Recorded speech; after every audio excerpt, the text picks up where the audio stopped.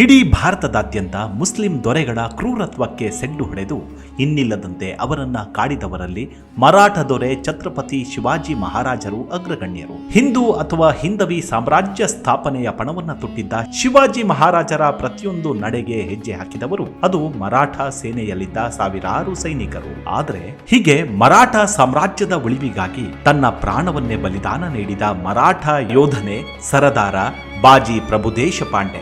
ಈ ಒಬ್ಬ ಸೈನಿಕನ ಬಗ್ಗೆ ಮಾತ್ರ ಇಡೀ ಮರಾಠ ಸಾಮ್ರಾಜ್ಯ ಮಾತ್ರವಲ್ಲ, ಇಡೀ ಭಾರತವೇ ಎಂದೆಂದೂ ಮರೆಯಲಾರದು. ಈ ಸೈನಿಕನ ಪರಾಕ್ರಮಕ್ಕೆ, ಅವನ ರೋಷಾವೇಶಕ್ಕೆ ಇಡೀ ಮೊಘಲ್ ಸೈನ್ಯವೇ ತತ್ತರಿಸಿ ಬಿಟ್ಟಿತ್ತು. ಆ ಸೈನಿಕನ ಪೌರುಷವನ್ನ ಹತ್ತಿರದಿಂದಲೇ ಕಂಡಿದ್ದ ಶಿವಾಜಿ ಮಹಾರಾಜರು ಕೂಡ ಒಂದು ಕ್ಷಣ ಹುಬ್ಬೇರಿಸಿ ನಿಂತು ಬಿಟ್ರಂತೆ.